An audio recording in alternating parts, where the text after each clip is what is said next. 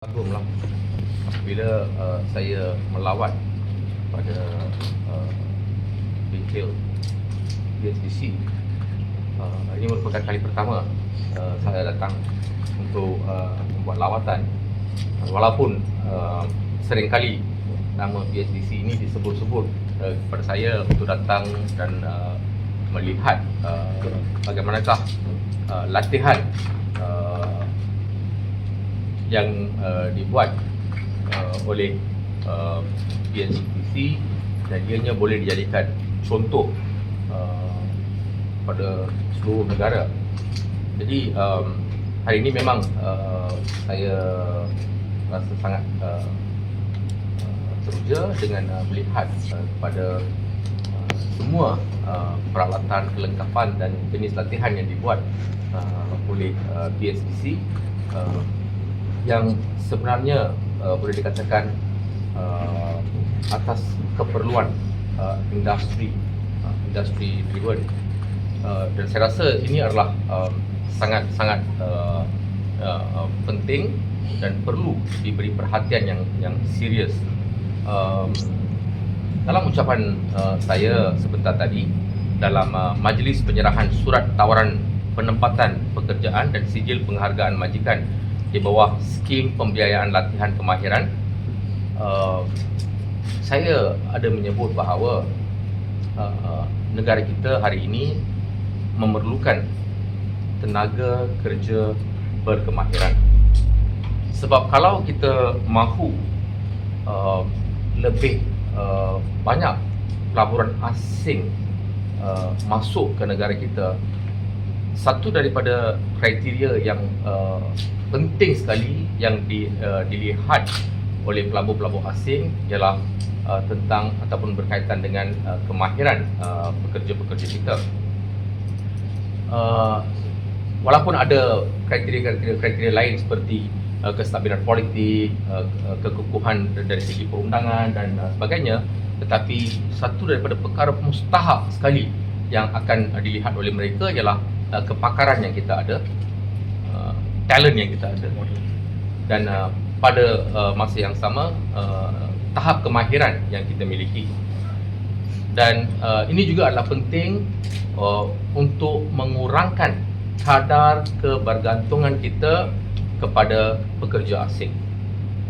Jadi semua ini akhirnya kalau kita lihat, kita perlu melahirkan lebih ramai tenaga kerja berkemahiran, dan sasaran kerajaan ialah sekurang-kurangnya 35% daripada tenaga kerja negara kita harus memiliki kemahiran pada tahun 2030, Rancangan Malaysia ke-12. Jadi setakat ini pencapaian kita ialah 28.5%. So dalam tempoh lebih kurang 7 tahun lagi, ya, kita harus mencapai sasaran sekurang-kurangnya 35%. Dan usaha-usaha ke arah itu telah diambil oleh kementerian bersama-sama dengan agensi-agensi di bawah Kementerian Sumber Manusia. Dan pada hari ini saya juga ucapkan tahniah dan syabas kepada BSDC kerana sealiran dengan hala tuju kementerian dalam mencapai ataupun mewujudkan lebih ramai tenaga kerja berkemahiran. Dan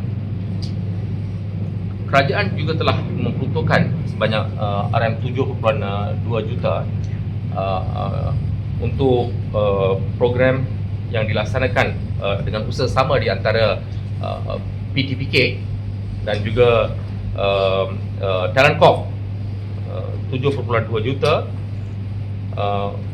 untuk memanfaatkan lebih 900 pekerja daripada lebih 100 syarikat di seluruh Malaysia. Ini termasuk perusahaan kecil dan sederhana.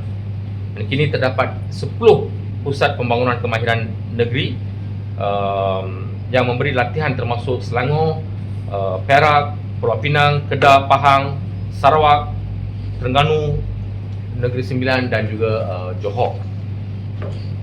Dan dalam majlis hari ini juga 9 memorandum kerjasama telah dimeterai antara PDPK dan PSDC serta pihak syarikat industri seperti Hexagon dan banyak lagi syarikat lah yang telah mengadakan memorandum, telah menandatangani memorandum kerjasama. Dan ini adalah sangat-sangat penting sebab kita nak lihat bahawa untuk mengelakkan pembaziran daripada kedua-dua pihak, kerajaan maupun tenaga kerja kita.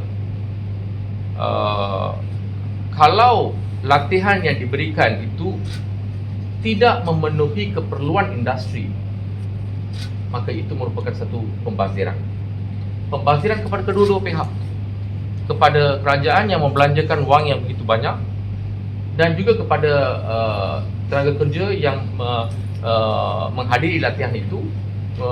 Pembaziran dari segi masa, tenaga, everything will be wasted. Dan akhirnya kita kata berlakunya mismatching. Yang itu yang menjadi satu masalah besar. Apa yang kita keluarkan, produk yang kita keluarkan tak boleh pakai di luar. It's a waste. So untuk itu yang sangat-sangat penting hari ini ialah kita memastikan bahawa latihan yang kita berikan itu seharusnya industry driven. Dan hari ini saya dibuktikan oleh PSDC bahawa semua latihan-latihan yang mereka buat itu adalah industry based. Mereka ada kerjasama yang erat, kerjasama dengan pihak industri. Malah kelengkapan atau peralatan yang diberikan itu juga yang diberikan oleh industri. Dan they have very close relationship untuk di antara pihak industri dengan pihak yang menawarkan latihan, di mana pihak yang menawarkan latihan itu mengetahui apakah keperluan sebenar oleh industri, dan ini akan mengelakkan mismatching dan seluruh tenaga yang terlatih itu dapat digunakan sepenuhnya. Dan itu juga menjadi hasrat kepada kementerian, kepada PDPK dan juga kepada Talent Corp untuk memastikan kita berada dalam landasan yang betul. Dan untuk program ID Tech ini sebenarnya adalah bermatlamatkan untuk upskilling, bermatlamatkan untuk upskilling, di mana majikan itu memilih pekerja mereka dari kalangan pekerja mereka untuk dihantar untuk latihan, untuk upskilling, dan mereka juga berpeluang untuk mendapat kenaikan pangkat dan juga untuk peningkatan gaji mereka, upah mereka. Ini adalah sesuatu yang satu program yang cukup memanfaatkan kepada kedua-dua pihak, iaitu majikan dan juga kepada pihak pekerja itu sendiri. Dan setakat ini statistik berapa? Ada apa itu? 93 delegation is this much. 93 Berapa yang sudah dilatih? 421 kan? Ya, semua sekali. Setakat ini 421 pekerja yang telah dilatih di bawah ID Tech. Dan kita akan teruskan usaha ini. Kriterianya apa, YB? Kriteria pemilihan pekerja itu macam mana dan tempoh masa latihan? Pemilihan pekerja itu, pelatih itu ya, itu adalah ditentukan oleh majikan. Majikan is the one doing the selection. Siapa dari kalangan pekerja-pekerja itu yang mereka merasakan yang perlu menjalani latihan, dan mereka juga akan tentukan jenis latihan apa yang mereka perlukan, dan mereka latih pekerja tersebut. Dan selepas latihan, tempoh 3 bulan lebih kurang untuk menilai prestasi mereka, dan mereka akan diberi kenaikan pangkat dan sebagainya.